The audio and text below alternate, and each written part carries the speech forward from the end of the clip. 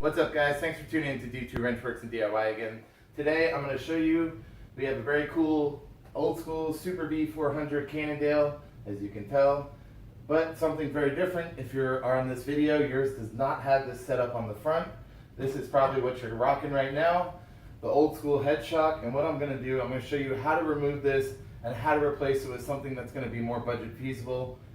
This is the lowest end one. You think, oh, this is probably going to be very easy to replace or rebuild. You know what I mean? These are so hard to find. They're actually very expensive compared to what they were new. Not really worth it in my opinion. This one was completely frozen. The headset's bad. The insides are bad. It doesn't have any dampening or rebound whatsoever. That's frozen, and it's frozen in the headset turning. So not worth, I mean, finding the parts to try to rebuild it, insanely possible in 2020. So anytime past this in the future, this is my recommendation to you. Upgrade it to something more affordable like this RockShox fork, and this is just a standard 1 1/8 inch steer. On this, what we have here is a 1 1/2. This is monster, because what you have to do, we have to fill a coil spring in here, which has oil. There's a seal in here, and you have 4 pieces here. And these are little rollers, and they roll up and down, and that's what gives you like the friction to have some dampening there. It's mechanical. It's just lubed by the oil inside of here as it goes up and down.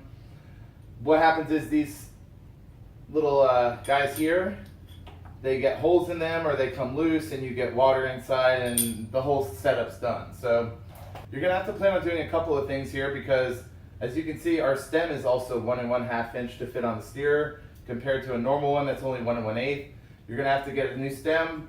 What I would plan on doing, just like I did with this, get new handlebars. These are 31.8. You could get a modern stem. Those cost next to nothing. I'll have links for all of this in my description.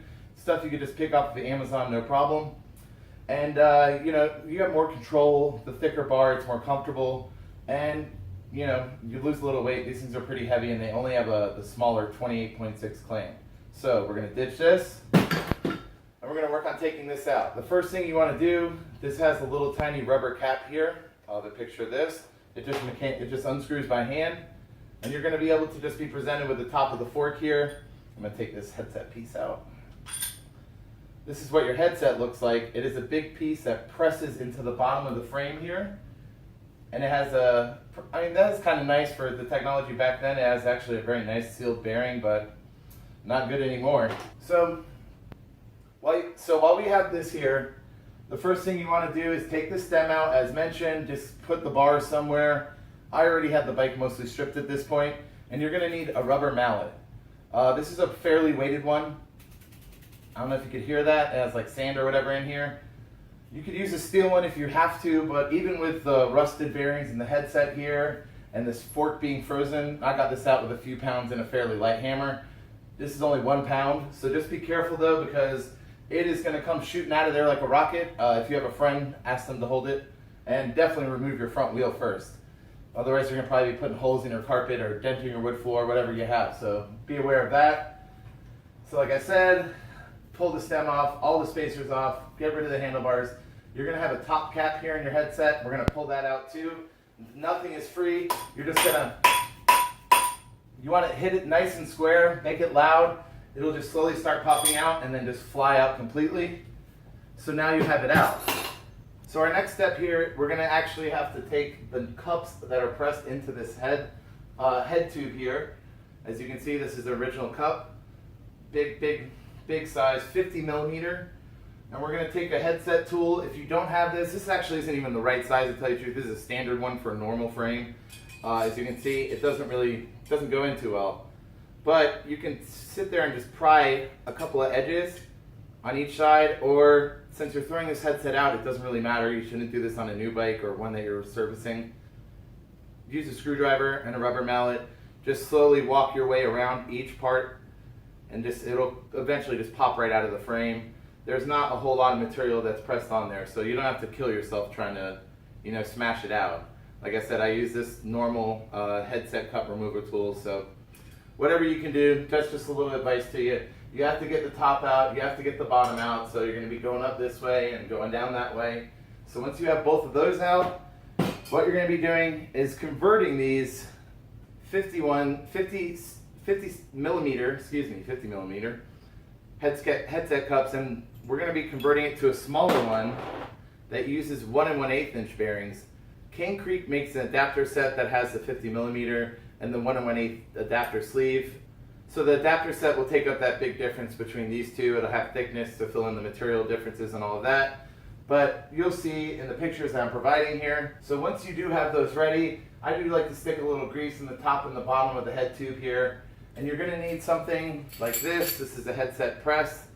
You just put a wrench here and a wrench here, and you just put them both together, and it does just what it did now.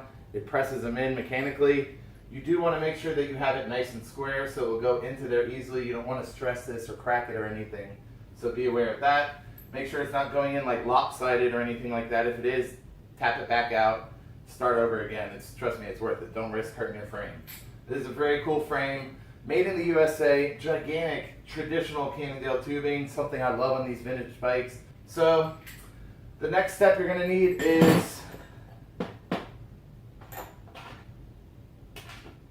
you want to get your top brace and all of that together so you have your bearings pressed in. You want to get your new sealed cartridge bearings pressed into each spot. You want to get your fork, put it through. Your new headset will come with this top cap and your retaining clip right here. So you press those in, the fork will slide in, and this will actually help hold it. This one, I don't want to forget, by the way, this one at the very bottom of the fork already had a race installed on it. And this is, it looks very much like the retaining clip part here at the top. You'll see in the picture what it looks like, so I'll have that included. If your fork isn't used and doesn't come with that, what you will need is something like this, and this is a race installer. It's nice and hard right there, so you can hit it with your hammer. And as you can see the difference here, you know, it's huge, but on your normal fork, you just drop the race down and hammer it on real easy, no big deal. And that is pretty much how you do it. What I have here is a RockShox Indy XC fork. This is a very nice budget, well, a very good budget fork from the mid-2000s. For, you know, this is 10 years newer technology, so it's a big upgrade for this bike is what I'm saying. It's not by any means the best stuff out there today in 2020, but great upgrade for this bike. Super good budget bike. Really can't complain. It's, like I said, it's kind of a bummer to have to toss this fork, but the one thing I did try to do was stick to keeping a normal geometry on this bike. So we have an 80 millimeter travel fork. This only had 60, so if anything, it's just a little bit better now. No giant difference. Like, you might have a little bit of a difference with 100. 100 you could probably get away with, actually. I wouldn't go over that, but just something to look into, something to think about, and please do take a moment to like and subscribe, guys. It really does help my small channel grow.